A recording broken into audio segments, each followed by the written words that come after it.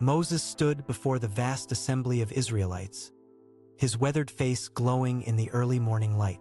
The murmuring of the crowd gradually quieted as he raised his staff, ready to address them. They had endured much during their time in Egypt: the backbreaking labor, the cruel whips of the taskmasters, the desperate cries of hungry children. But that was all behind them now. With the help of the Lord, Moses had led them out of bondage and set them on the path to freedom and the promised land. "People of Israel," Moses began, his voice carrying across the sea of upturned faces, "the Lord our God has heard your cries and seen your suffering. He has brought us out of Egypt with a mighty hand and an outstretched arm. Now we begin our journey to the land he promised to our forefathers, a land flowing with milk and honey." A cheer went up from the crowd at these words. Mothers bounced infants on their hips, old men raised their fists in the air, young boys hooped with excitement. After generations of enslavement, the dream of reaching Canaan seemed within their grasp at last. But Moses knew the path ahead would not be an easy one. The wilderness stretched out before them, an endless expanse of rolling dunes and jutting crags baked beneath the merciless sun. Food and water would be scarce. Hostile tribes lurked in the barren hills. Leading this multitude of former slaves, with their flocks and herds and tents and bundles, would be a monumental task. Moses turned to his brother Aaron, who stood at his right hand, resplendent in his priestly robes. "We must trust in the Lord to guide and provide for us," Moses said quietly so only Aaron could hear. "As he did with the plagues upon Egypt, he will make a way for his people." Aaron nodded, his eyes shining with faith. "He will not abandon us now, after bringing us this far. With the pillar of cloud by day and fire by night, he goes before us." And so the great caravan set out, a river of humanity flowing across the wilderness sands. The pillar of cloud hovered ahead of them, an ever-present reminder of God's guidance and protection. When it moved, they followed. When it stood still, they made camp and rested. Day after day they pressed onward, putting more distance between themselves and their former lives of bondage in Egypt. But as the weeks wore on, the hardships of the journey began to take their toll. The sun beat down mercilessly, scorching the earth and sapping their strength. Their water skins ran dry and their food stores dwindled. The people began to grumble against Moses, wondering if he had led them out here only to perish. "Why did you bring us into this wilderness to die?" they cried. "At least in Egypt we had pots of meat and all the food we wanted. You've brought us out here to starve to death." Moses felt the weight of their complaints like a millstone around his neck. He knew their suffering was real, but he also knew the Lord would not fail them.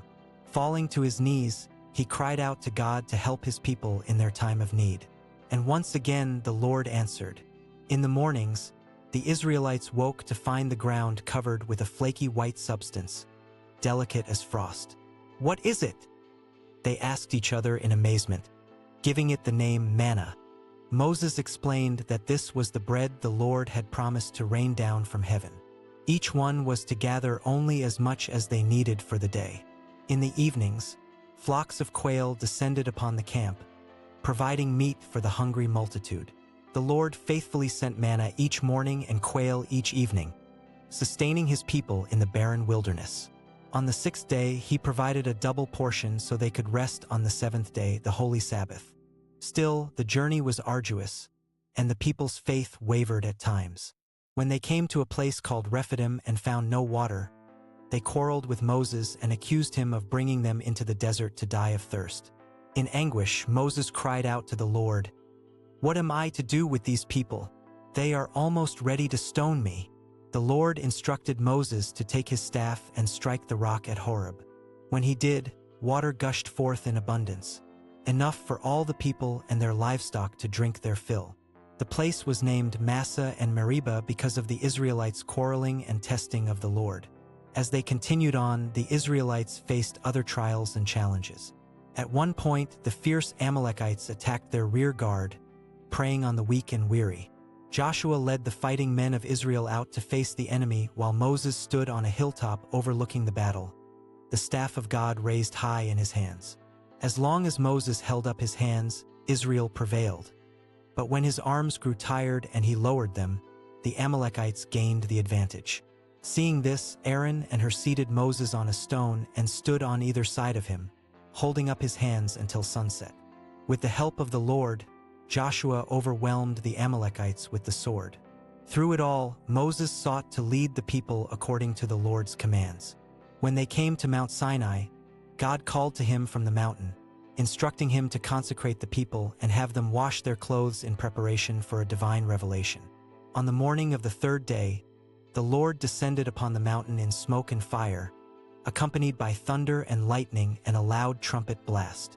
The whole mountain shook violently. Awestruck, the people trembled at the foot of the mountain as Moses ascended alone into the thick darkness where God was. There the Lord gave him the 10 Commandments and the laws to govern the young nation. Moses spent 40 days and nights on the mountain, neither eating bread nor drinking water, communing with God and receiving the tablets of the law written with his own finger. But in Moses' absence, the people's faith faltered once again. Growing impatient with his prolonged disappearance, they turned to Aaron and demanded that he make them gods to go before them. Aaron took their gold earrings and fashioned them into a golden calf, proclaiming, "These are your gods, O Israel, who brought you up out of Egypt." When Moses returned bearing the stone tablets and saw the people's idolatry, his anger burned hot. He smashed the tablets at the foot of the mountain and ground the golden calf into powder, scattering it over the water and making the Israelites drink it. The Levites rallied to Moses' side, and at his command they passed through the camp, putting to death those who refused to repent of their grievous sin. Once the rebellion was quelled, Moses again climbed Mount Sinai and spent another 40 days interceding with the Lord on behalf of the people. God renewed his covenant with Israel and inscribed the words of the 10 Commandments on new stone tablets to replace the ones Moses had broken. As the Israelites resumed their journey, the tabernacle of the Lord went before them, the visible sign of his presence in their midst. From there, Moses spoke with God face to face as one speaks with a friend. The glory of the Lord filled the tabernacle, and his voice issued from between the cherubim atop the mercy seat. Each tribe camped around the tabernacle by their divisions, with the Levites attending to the duties of the sanctuary. When the cloud lifted from above the tabernacle, the Israelites set out on their way. Wherever the cloud settled, they encamped until it lifted again. At the Lord's command they remained encamped, and at his command they journeyed. Despite the Lord's faithfulness and Moses' leadership, the journey through the wilderness proved long and trying. Time after time, the people complained and rebelled against the Lord, forgetting all he had done to deliver them. They had stood on the shores of the Red Sea and watched Pharaoh's army drown in its depths. Yet they still doubted God's goodness and provision. When the Lord later sent them from Kadesh Barnea to take possession of the land he had promised them, they refused to trust him.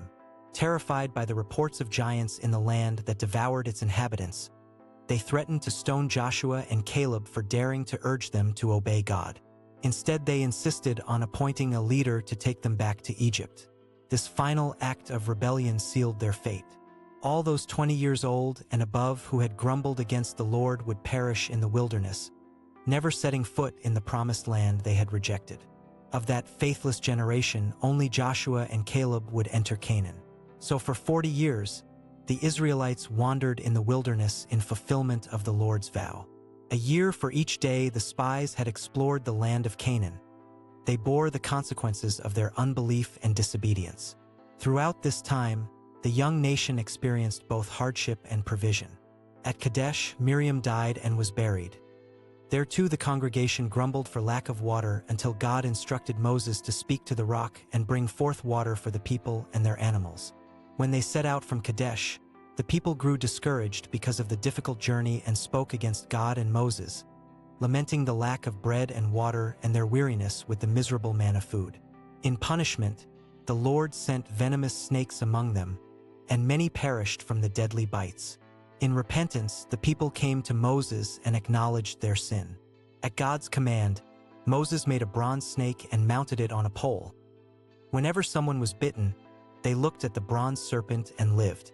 As the years passed, the older generation who had witnessed the Exodus gradually died off, leaving only their children born in the wilderness to inherit the promises. Moses led them in victories over Sihon king of the Amorites and Og king of Bashan, and allotted their lands as an inheritance to the tribes of Reuben, Gad, and the half-tribe of Manasseh. Still, Moses himself would not enter the land. Because of his disobedience in striking the rock twice at Meribah instead of speaking to it as the Lord had commanded, he would only see Canaan from afar. God called him to the top of Pisgah, opposite Jericho, and showed him all the land he had sworn to Abraham, Isaac, and Jacob to give to their descendants. There on the mountain, Moses the servant of the Lord died and was buried in Moab, in the valley opposite Beth Peor. Before his death, Moses appointed Joshua son of Nun to lead the Israelites across the Jordan and take possession of the land. Just as he had assisted Moses, so now Eleazar the priest would assist Joshua. Moses stood before the people one last time on the plains of Moab and delivered a series of farewell orations, reminding them of all the Lord had done and urging them to keep his commandments. "Be strong and courageous," he charged Joshua. "Do not be afraid or terrified. The Lord your God goes with you. He will never leave you nor forsake you." With those parting words, Moses climbed Mount Nebo alone.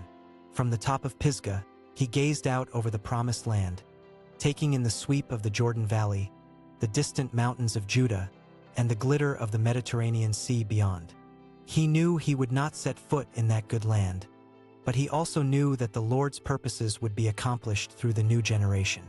With a final prayer committing the people into God's hands, Moses closed his eyes and breathed his last.